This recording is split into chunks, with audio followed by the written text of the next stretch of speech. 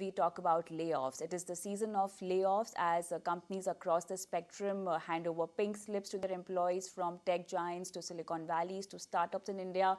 All are feeling the pinch of this layoff season. Now, if you are someone who was recently laid off, we understand how difficult it will be for you to manage your financial responsibilities and liabilities. And to help you navigate this tough phase, let's welcome on board Suresh Sadagopan, founder, Ladder7 Financial Advisories. Suresh, good evening. Welcome to the show. Clearly, with the increase in the number of layoffs and, rise in interest rate, it becomes important for one to understand such financial uncertainty needs to be covered through the right kind of financial plan. But how can one really understand this if there's already the attack of layoffs? How can one begin to strike this balance between financial responsibilities and liabilities if you're already laid off?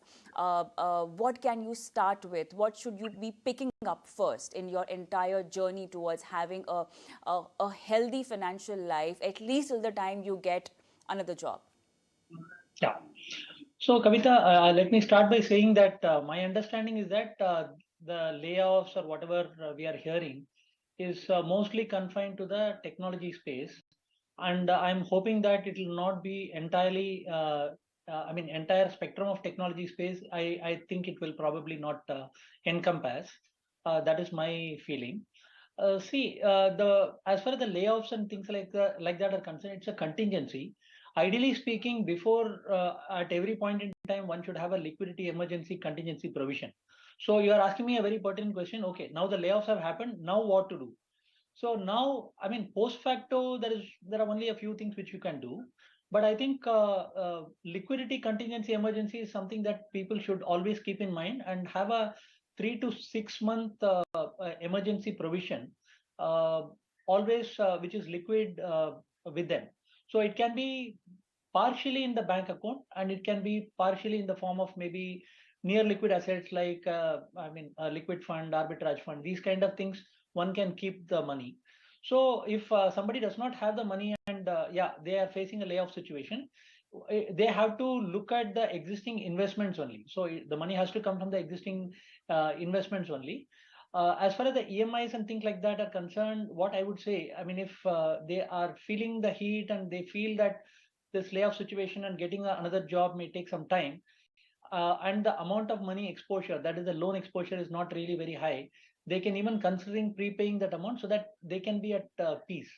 So it all depends. So if the loan amount is very huge, then of course they will have to double down and try to get a job. But broadly speaking, you have to number one, take out from your investment. Number two, if for some reason that is not possible, or maybe a better idea And in to that, borrow. taking out money from your investment is also very tricky. Okay, like for example, if you have market-linked investments, if you have equity-based investments, if you have fixed income investments, what type of investment should you be going in for first? Because that becomes crucial. Yeah, so Kavita, so that is why I had mentioned arbitrage fund and say maybe debt funds. Debt fund also typically we need to generally look at the short-term funds, short-term, low duration, liquid fund, ultra short-term fund. These kind of funds we have to have some amount of money. Ideally, this we should have done this prior to this event. But what I'm trying to say is, even assuming that you have some short and medium-term debt funds or any kind of debt funds, or even bank fixed deposits. Fixed deposit also you can cash out, and you can use it for your near term needs. So that is also a possibility at this point. And for those people, for some reason, if their money is all in the locked condition, they can also they can also borrow from the near and dear ones instead of actually going for another loan. So that is also another possibility people have done in the past. This is And what I was yeah, coming down to, because what happens is people, they actually go for personal loans, or they just keep on living on credit, which is not a very good place to be at, especially when you are already in a financial crisis. Okay, so after investments comes taking money from your near and dear ones. But then, do you really think in what condition should one go for living on credit? Taking up loans, and especially personal loans. Definitely, one should avoid it if it's completely avoidable. But then, what should be the reason or the last resort you should be keeping this as, the reason behind that? No, I hope nobody is in that situation where they don't have any investment and they cannot bank on any other near and dear ones. So only in a very unfortunate situation where they have taken multiple loans and they are unable to service the loans, and if they don't service the loans, I mean, they will go into default. So only in those kind of situations, one probably may have to look at personal loans. And there are a lot of people who have a lot of you can say goals or a lot of expenses which are inevitable for them. Like if their children are studying and there is a certain amount of money which they are spending on tuitions and various other things. So in those kind of situations, if there is nothing to fall back on, then the last thing which I would recommend will be a personal loan. I mean, that is not anywhere near the top on my list. Let's talk about necessary expenses, like paying your kids' education fees. But even in that, I want you to focus on EMIs, and maybe if you have too much of, payment to be done over your credit card. How can you work this out with the bank? Is there a possibility that banks can help someone with this?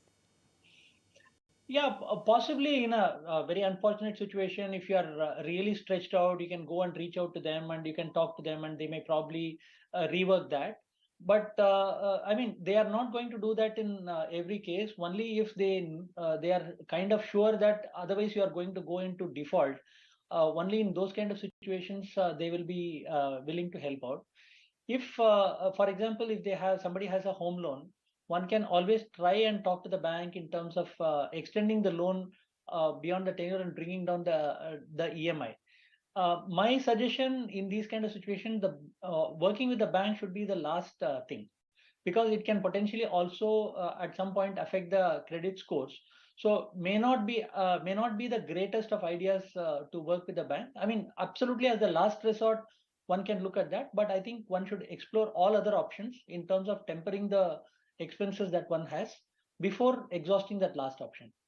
One last question to you, Suresh, and then we are done with this discussion. It's definitely a wake up call for those people who are already in this kind of a situation. Now, the learning part, you need to have an emergency fund or a contingency fund. You need to ensure that all your expenses in that particular emergency fund are taken care of. But then, what should be the amount? What all goes into calculating when you have to make a contingency fund? Because then that's the biggest question. Yeah, I mean, good question. So, I mean, we don't know when the emergency will come or when there will be a contingency. Ideally speaking, at least 6 months of expenses, all the necessary expenses plus the EMIs, if one is able to have in near cash condition, I think largely speaking, that will be good for most people. And many other people also will have other investments. If at all it goes beyond that, they will have other investments to look at and cash out. So broadly speaking, that is what I would say. And if there are any near-term goals which they really cannot wriggle out of, like for example, there is a marriage in the family and there is a certain sum of money that they will have to expend in the which is in the coming in the next say 3 to 6 months. And if that is anticipated, that should be added to the contingency fund. So these two, three things, if they do, I think largely they'll be taken care of. All right, so these are the guidelines that one needs to follow if you are in this particular situation where you're facing a financial crisis. And for those people who fear this kind of situation, well, it's always good to be prepared. Thank you so much, Suresh, for being on this show and helping our viewers with that.